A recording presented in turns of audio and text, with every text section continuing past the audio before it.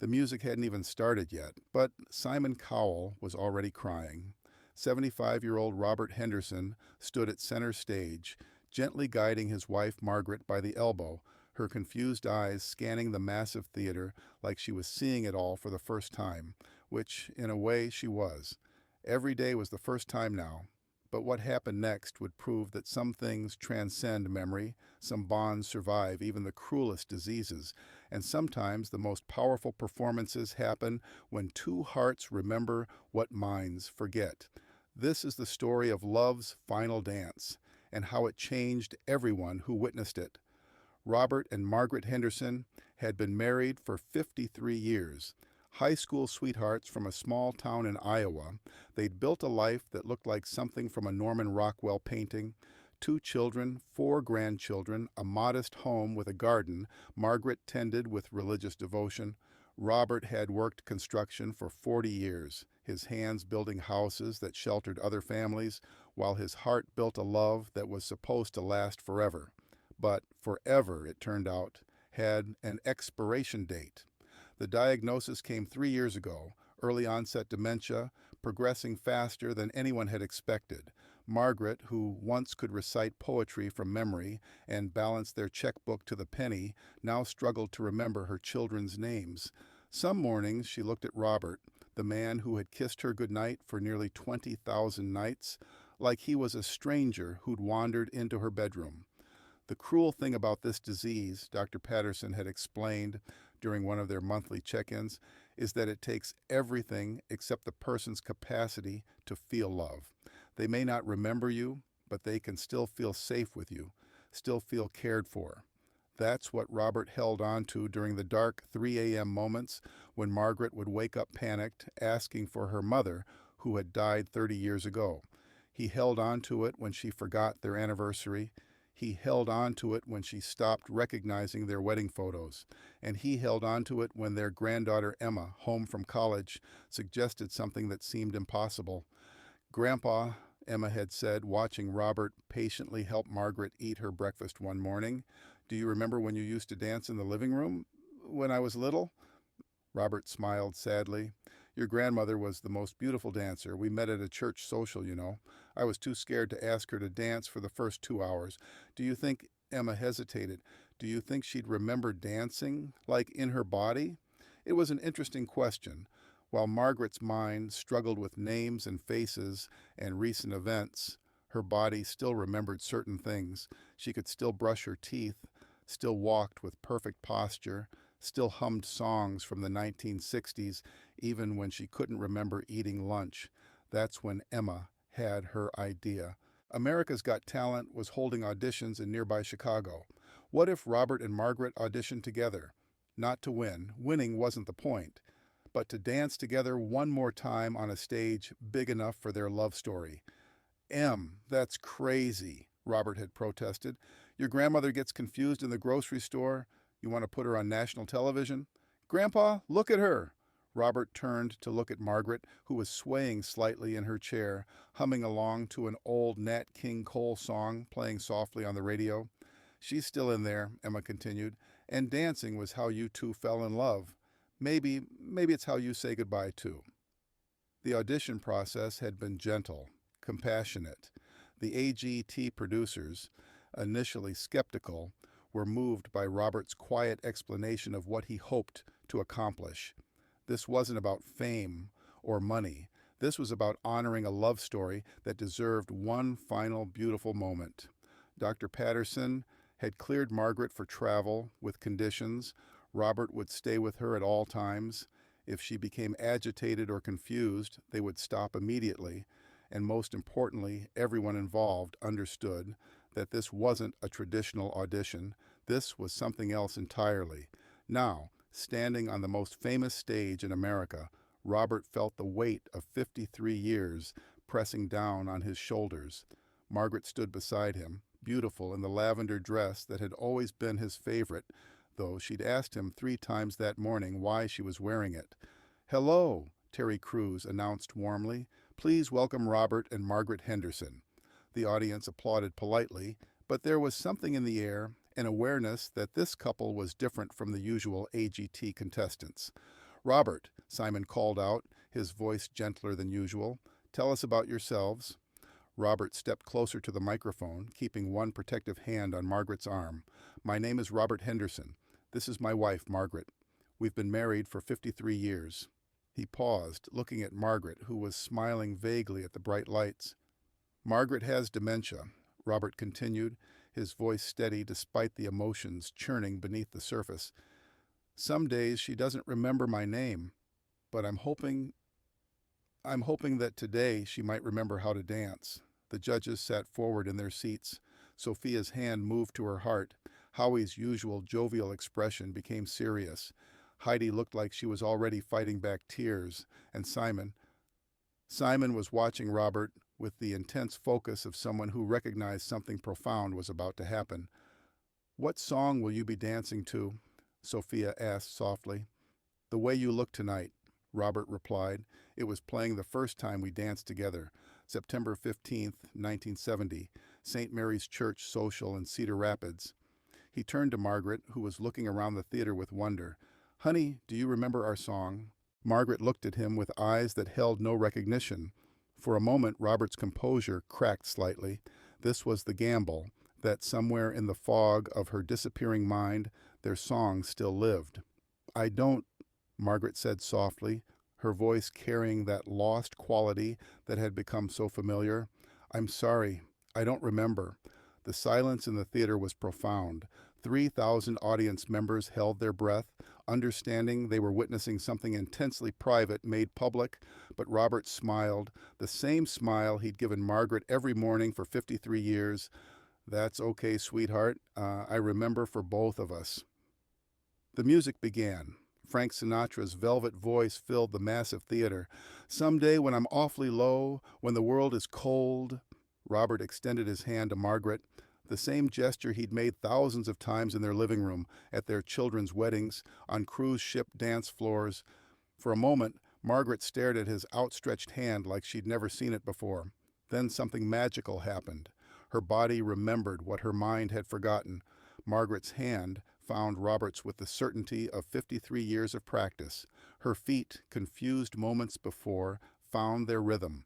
Her posture straightened into the elegant bearing of a woman who had once been the belle of every church social in Cedar Rapids. They began to move together, and it was like watching time fold in on itself. The 75-year-old man with gray hair and arthritic joints became the nervous 17-year-old boy who'd finally worked up the courage to ask the prettiest girl in town to dance. The confused woman with dementia became the graceful teenager who'd said yes with a smile that lit up the room. "You look lovely, the way you look tonight." As they swayed together, Margaret began to hum along with the music, not the tentative humming of someone trying to remember, but the confident melody of someone who'd heard this song 1,000 times in the arms of someone she loved. Simon Cowell, the man who had built a career on critiquing performances, found himself completely speechless. This wasn't a performance. This was a love story playing out in real time, a marriage finding its final perfect moment. "With each word, your tenderness grows, tearing my fear apart." The camera operators, who had filmed every possible emotion over the years, found themselves wiping their eyes as they captured Robert whispering something in Margaret's ear. Whatever he said made her laugh, a clear, genuine sound of joy that rang through the theater like a bell. The audience was transfixed. Elderly couples in the crowd reached for each other's hands. Younger viewers found themselves thinking about their own grandparents, their own definitions of lasting love. But the most profound moment came during the song's bridge. Margaret, who had been following Robert's lead with the muscle memory of their decades together, suddenly stopped dancing. For a terrifying moment, Robert thought she was becoming agitated, confused by the lights and the crowd. Instead, she looked directly into his eyes for the first time in months, really looked, with full recognition and awareness. "Robert," she said, his name clear and certain, "you're still the most handsome man I've ever seen." The theater erupted, not in applause, but in the collective intake of breath that comes when 3,000 people witness a miracle. Margaret remembered. For just a moment, through the fog of dementia, she remembered. Robert's tears came freely then. "And you're still the most beautiful woman in the world, Maggie." They finished their dance as the song reached its crescendo, moving together with the grace of two people who had spent a lifetime learning each other's rhythms.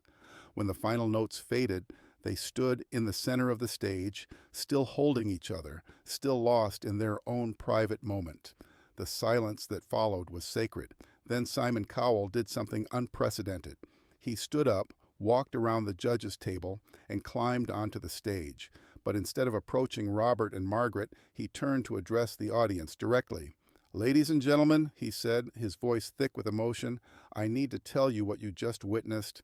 You didn't just see a dance. You saw what love looks like when everything else is taken away." He gestured to Robert and Margaret, who were still holding hands, Margaret now looking confused again, but peaceful. "Robert, in 53 years of marriage, how many times do you think you've danced with your wife?" Robert considered the question. "Thousands, I suppose. In our kitchen, at our children's weddings, in nursing homes when we'd visit friends. And how many more times will you dance with her?" The question hung in the air like a prayer. Robert's face showed the answer before he spoke it. "I don't know," he whispered. "Maybe this was the last time she'll remember dancing. Maybe this was the last time she'll remember me." Simon nodded slowly.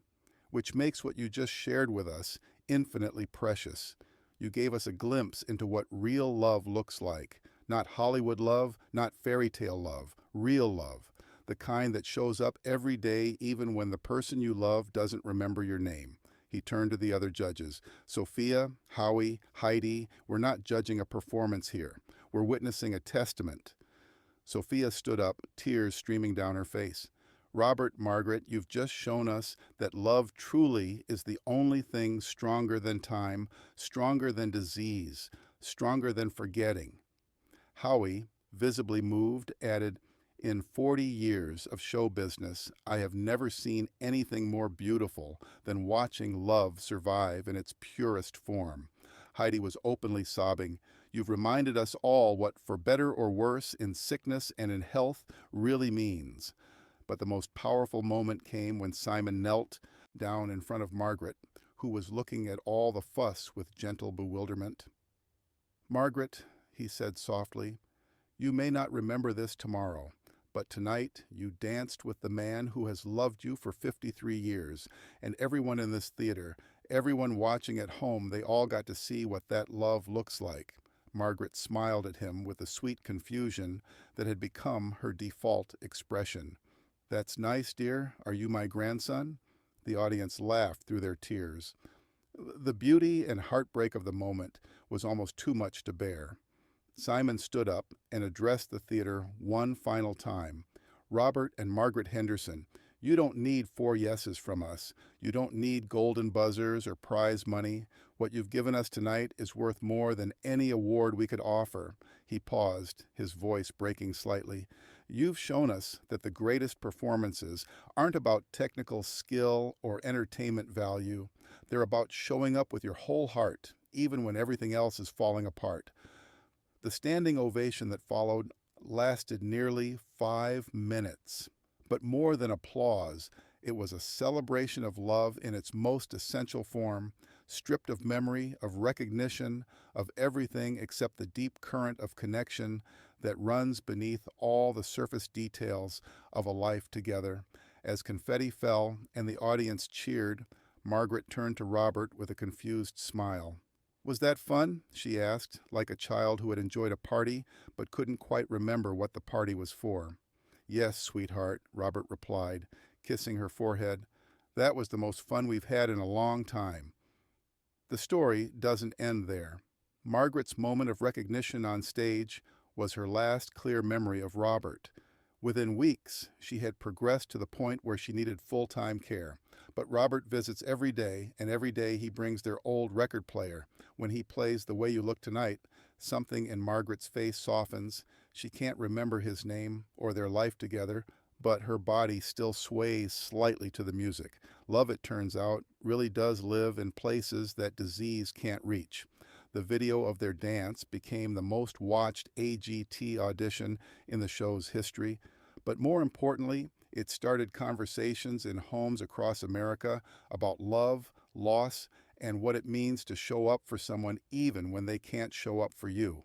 Robert received thousands of letters from people caring for spouses with dementia, Alzheimer's, and other memory-related diseases. Their shared message was simple: "Thank you for showing us we're not alone."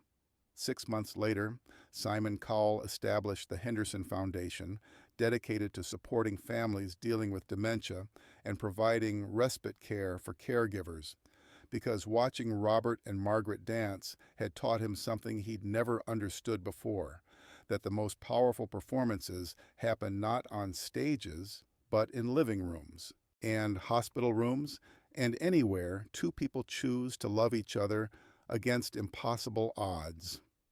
Margaret passed away peacefully 18 months later, with Robert holding her hand and their song playing softly in the background. At her funeral, their children played the video of their final dance, and there wasn't a dry eye in the church. But the real legacy of that night isn't sadness, it's the reminder that love doesn't end when memory fades. It doesn't disappear when recognition fails. It transforms, deepens, becomes something purer and more essential than all the details we think matter. Robert still dances sometimes, alone in his living room, to their old records.